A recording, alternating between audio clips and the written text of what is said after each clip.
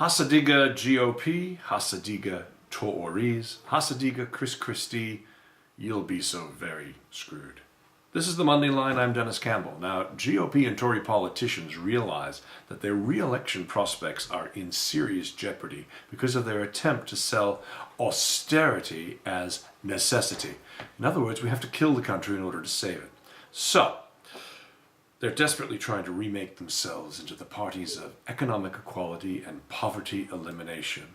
Well, to that we say Hasa Diga, hypocrites. Chris Christie gave a 2-hour news conference last week where if you were a low-information Fox News voter, you would be convinced he was the victim of the George Washington Bridge closure scandal. He stood at the podium hanging his head in mock shame. Then this bully had the gall to go through even Elizabeth Kubler-Ross's A Charade Stages of Grief. And the governor was essentially embarrassed, heartbroken, sick, humiliated, but mostly sad. And he added betrayed and disappointed, but he was not yet angry. Well, Hasa Diga Chris Christie. Now, what does this word Hasa Diga mean? Well, it's probably best explained, and probably best to let the cast of the Book of Mormon show you what. Our own internal editorial standards rarely let us publish or speak that word. This clip will show you. Hasa Diga evil-eye. Am I saying that right? Evil-eye. Excuse me, sir, but what exactly does that phrase mean? Well, let's see. Evil-eye means God, and Hasa Diga means fuck you.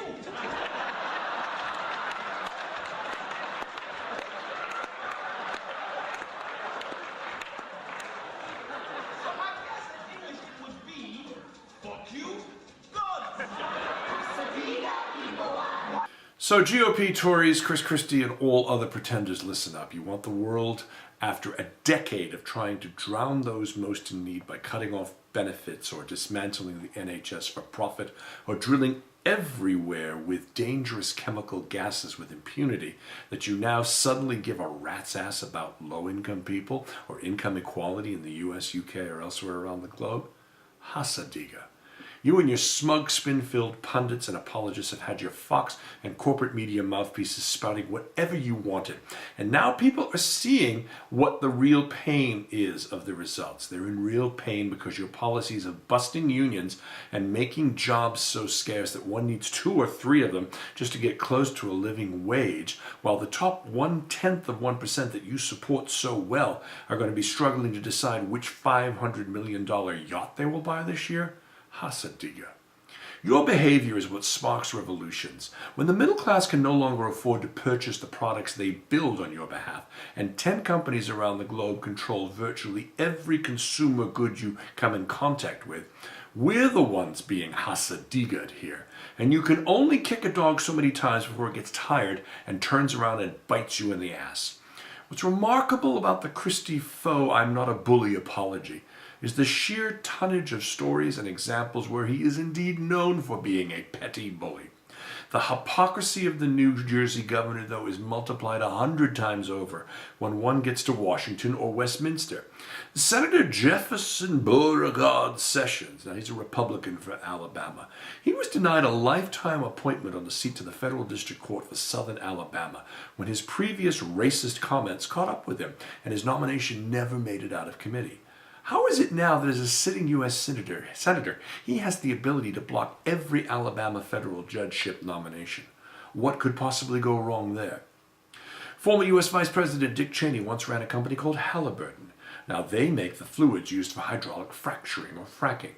In 2005, his office pressured the EPA to shield or protect that fluid from ever being tested or its contents chemically determined or published.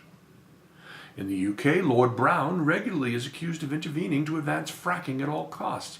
Freedom of Information Act documents that were obtained by Greenpeace and others reveal that he has tried to water down environmental regulations on behalf of Quadrilla. Now, Quadrilla just happens to be the fracking concern that Lord Brown owns. As a ranking member of the House of Lords, what harm could there possibly be there? Now, the Tories are trying to combat poverty by privatizing everything from prisons to the post office and dismantling the NHS for profit. They were accused of undervaluing the post office when it was up for sale by more than £1 billion. And who managed on-time delivery in the US and UK, whilst the for-profit services, UPS and FedEx, missed Christmas deliveries? Why, it was the socialist United States Postal Service and UK Post Office. It's long past the time where private enterprise without regulation above all needs its wings trimmed. And here at UK Progressive and Worldview Show and other independent media sources, we're going to lead this fight for accountability and transparency in government and corporations wherever it leads us. We need to do our part to awaken, inform, and get the public as aware and upset as we are about all these abuses of power around us. Stop making your vote the lesser of two whatever. Demand that your elected officials be accountable. It's really time for us to awaken up and get our noses out of our mobile devices and realize break time is over. The GOP, Republican Tea Party, and conservative Tories need to know that we, the people, will not let this stand. It's time to stop militarizing and manipulating the police.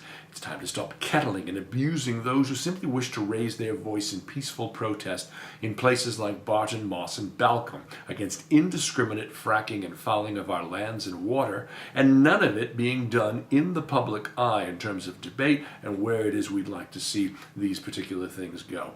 The Balcombe 16 were acquitted last week, and one of them joins Worldview Show in just a few minutes here.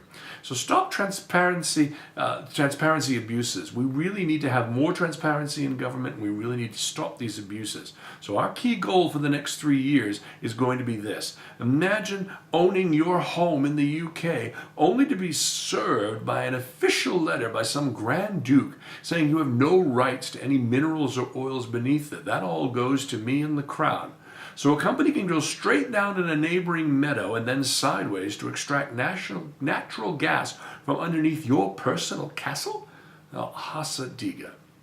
These are the real issues we face in the 2014 US midterms, the May 2015 UK general parliamentary, and 2016 US presidential election. An awake and angry electorate can no longer simply roll over. The key is for all of us to awaken them.